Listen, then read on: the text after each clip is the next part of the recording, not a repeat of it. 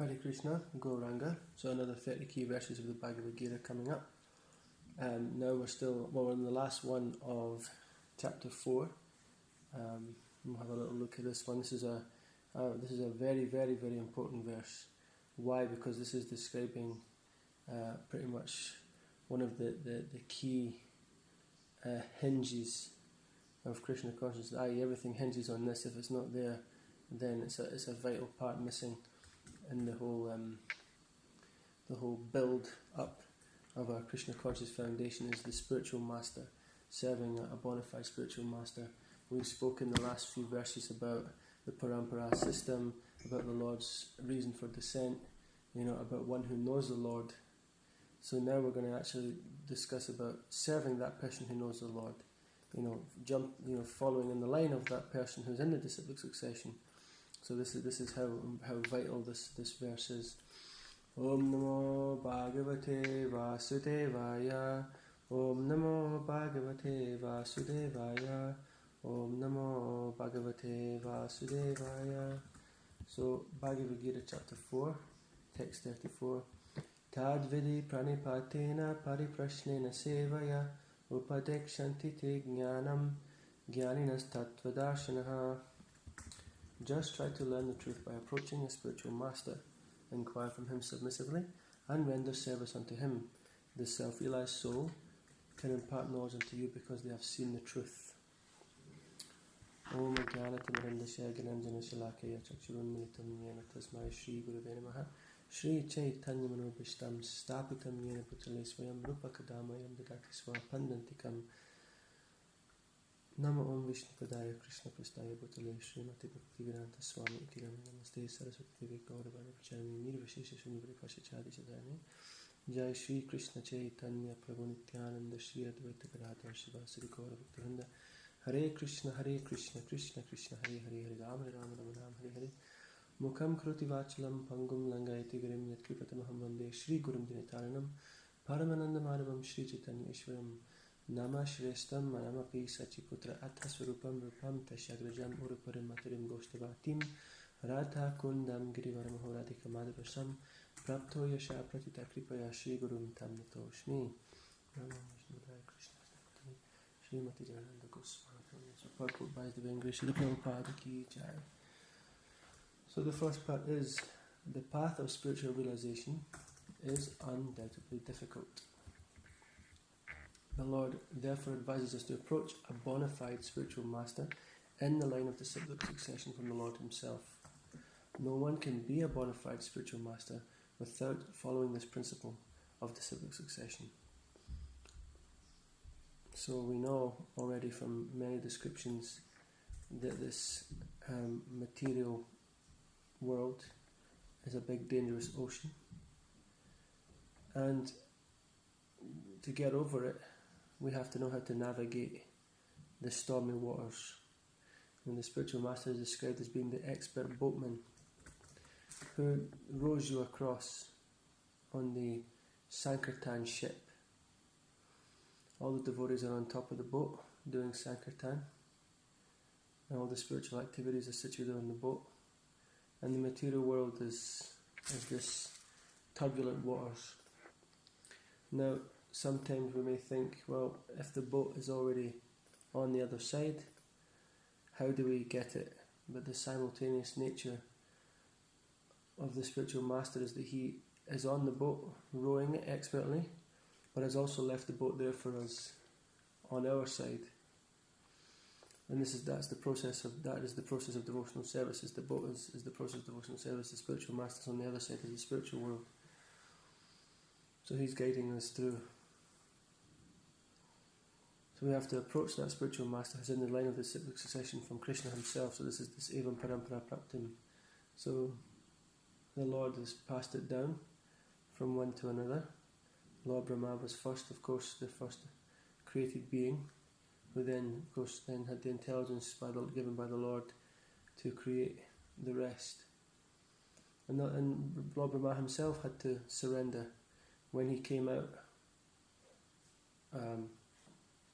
into the universe, so to speak, for the first time. There was nothing there, it was just complete darkness. And he went looking along this stem of the lotus flower coming out of the navel of Vishnu. And he was just searching, and then he thought, oh, okay, I'm going to be doing this forever. So then he started to meditate, and he was told to perform tapasya. So that was the first instruction from the spiritual master, i.e. the Supreme Person of Godhead.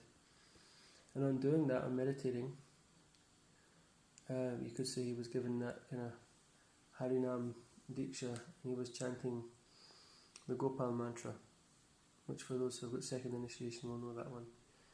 And then on chanting that mantra for many thousands of years, he was given the ability and the knowledge to create the universe. And then on meeting with the Lord and having that knowledge given to him, he was then initiated, what you could say would be his Brahmanical initiation, into the Kama Gayatri. So, Lord Brahma himself was initiated into the Parampara, and of course he spread that knowledge to Narada Muni, who then of course spoke to Vyasadeva, even the literary incarnation of Godhead, who wrote all the Vedas, compiled everything, the Mahabharata and the Bhagavad Gita, all the Vedas, the Upanishads, everything, who then compiled this Srimad Bhagavatam on the order of a spiritual master. He was sitting there feeling very morose that he hadn't actually really given the essence. And Narada Muni said, well, I had this in a class from my Guru Maharaj, His Holiness Jalananda Goswami. He said that Narada was saying to him that, it's already easy to get sense gratification. Don't make it easier, People already know sense gratification is there. So you've given all these different descriptions of sense gratification, fruit of activity, in these books, the flowery words of the Vedas, but make it more clear to understand Krishna.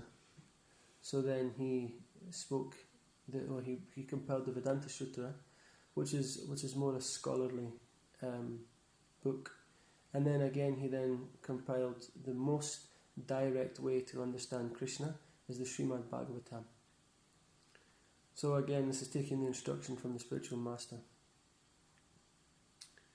And you cannot be a spiritual master without following the principles of that disciplic succession.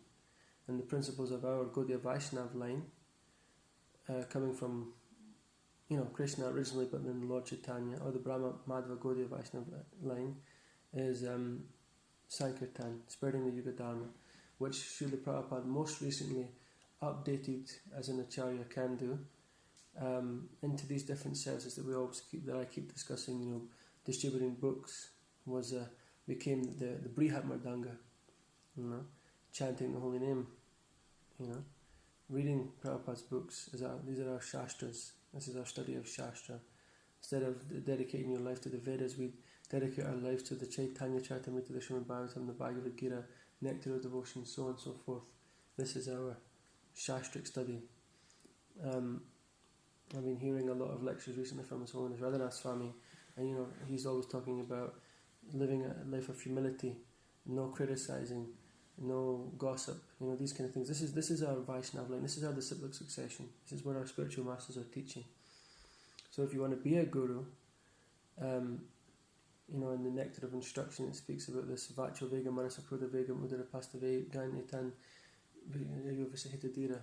This is the idea that you have to be able to control the tongue, belly and genitals before you can make disciples all over the world.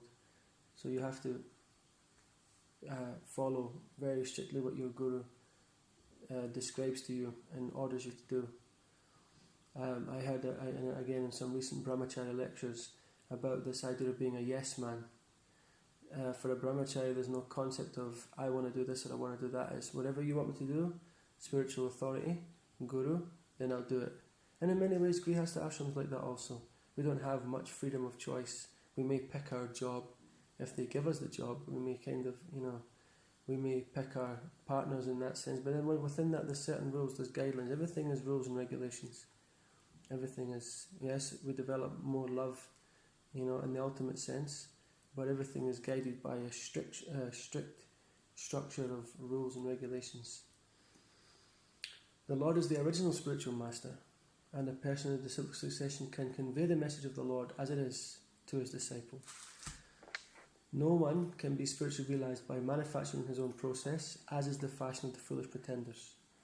Now we heard in the other verse, even Parampara Praptam, about these, thousands of bogus versions of the Bhagavad Gita, detailing all kinds of speculations, none of which have ever had any success in spreading Krishna all over the world, like this Bhagavad Gita as it is has. So anyone who comes and says, I've become enlightened, and starts spreading his own path, we're not interested. We should be spreading this Dharma of Krishna consciousness through the guidance of our bona fide spiritual masters.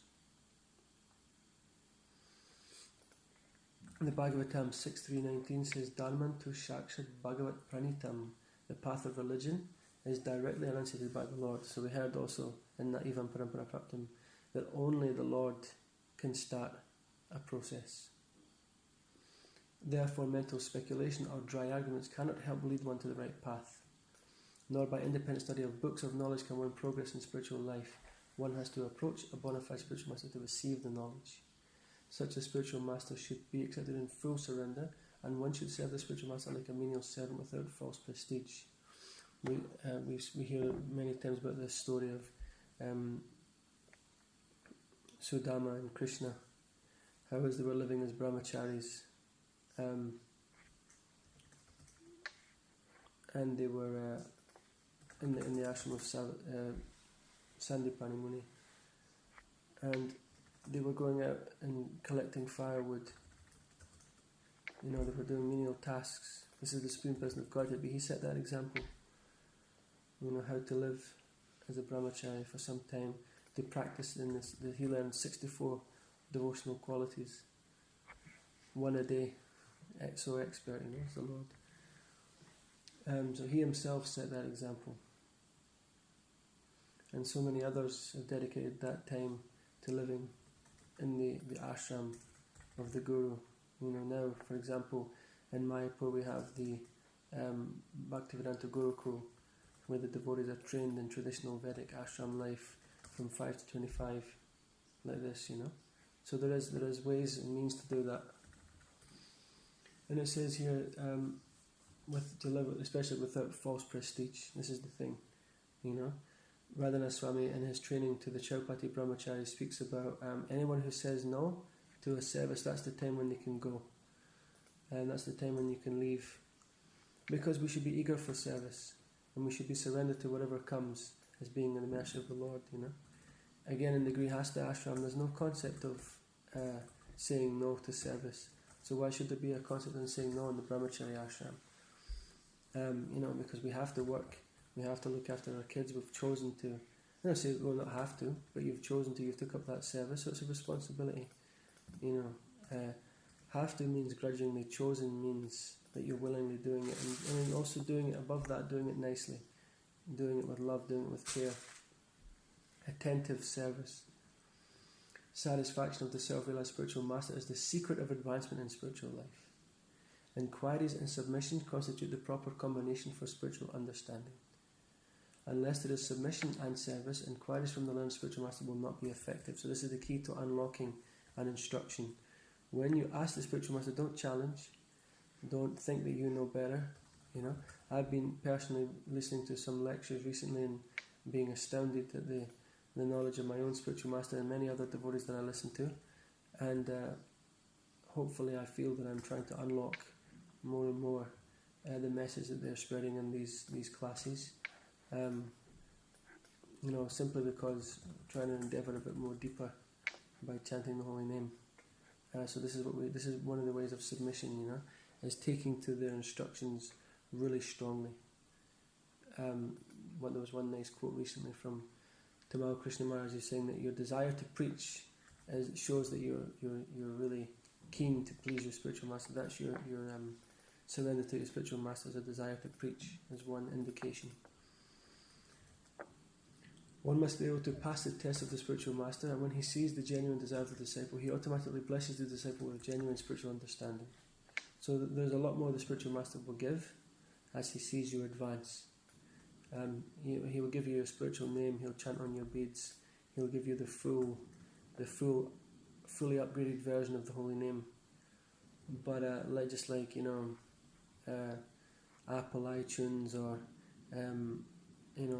Android smartphones or whatever it is, there's always upgrades that come quite regularly. So we're upgrading our software in Krishna consciousness, and the spiritual master, just as Krishna is, he wants to give more. So he wants to see that disciple being eager and submissive to take the instruction on board and to work hard at the instruction and gain more ability to advance.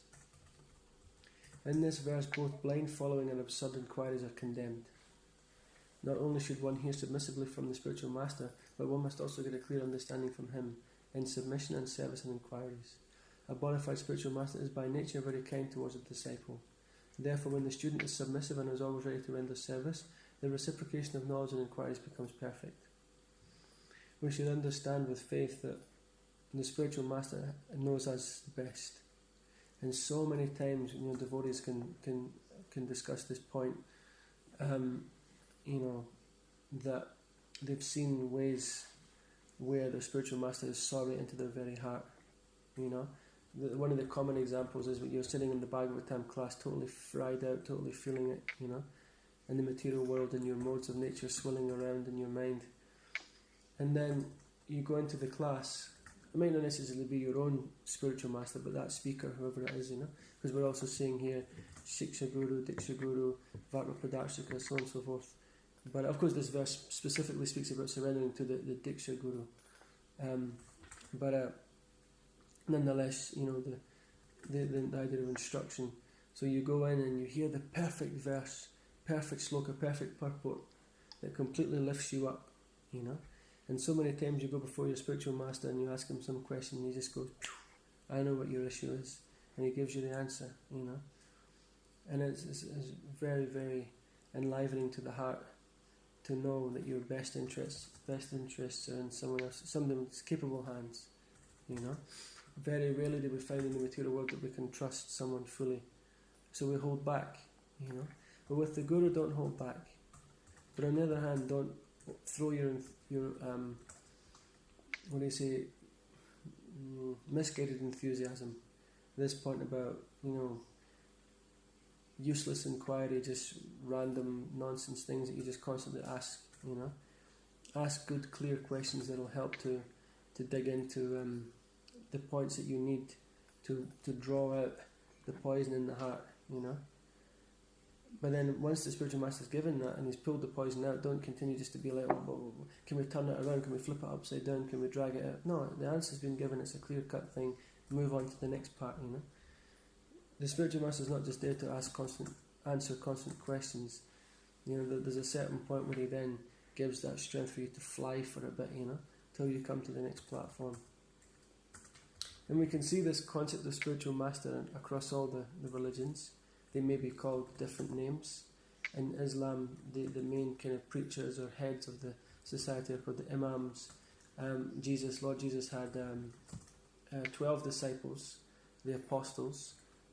Later on they became known as the 11, because obviously Judas, he fell down, so to speak, he abandoned his guru. So they were called the 11 instead of the 12, but they were originally 12 apostles.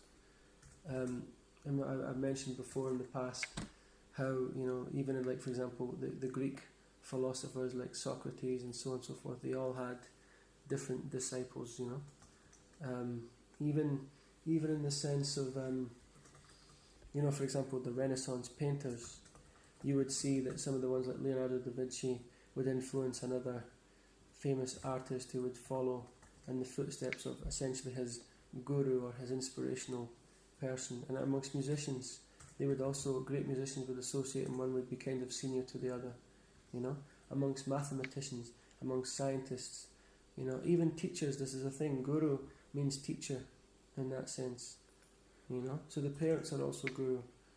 So the teachers at school are also guru in one sense, But the highest guru, as we see here, is this guru, this personality who can cut, your spiritual attachment. So they say that the Guru is one that means heavy, heavy with knowledge, heavy with spiritual nature. You look at these devotees who have been around in the Krishna conscious movement for 40, 50 years, and they're now our spiritual masters now. They're so filled to the brim with spirituality, so filled with realization and depth. Why? Because they so sincerely, for all these years, they've not just hung on, for grim life in the Krishna conscious movement. They've thrived and flourished in their different devotional capacities. They've exceptionally went out their way to become Krishna conscious, so much so that they're able to carry all the rest of us around, And we want to not be burdens to the spiritual master. We also want to take that wonderful example and flourish in our Krishna consciousness. And who knows, one day down the line, that, what do you say, the Krishna conscious movement may also be in our hands. We all, of course, to a large or small extent, we all play parts in the maintenance of this ISKCON movement. We all have our duty to Lord Chaitanya Mahaprabhu to help him spread this Krishna conscious movement. We have a duty to Srila Prabhupada to maintain this massive society, and to spread it to the future generations of devotees and practitioners. So it all takes a little bit of intelligence and a lot of submissive and humble nature, that's the hard part. That's why devotional service is difficult, because there's the lack of faith, there's the lack of humility, there's the lack of tolerance, and there's the lack of patience. Sometimes we want the spiritual master just to give all the answers in one go, but we're not ready for that. It's like not knowing how to play with your toys properly. You just want to throw it around, but actually there's an art form to how you would play with something properly, how you would utilize something properly. So let's just try to offer the spiritual master some service, whether it's physical or from a distance, or at least in the heart, and then hopefully we can perfect Krishna consciousness in this lifetime, by going back to Godhead, to the spiritual world where the Gaudiya Vaishnava Sampradaya continues on in there, the Sankirtan in the spiritual world. Srila Prabhupada ki jai, Nitai Gaura Premanandi Hari Hari Bol.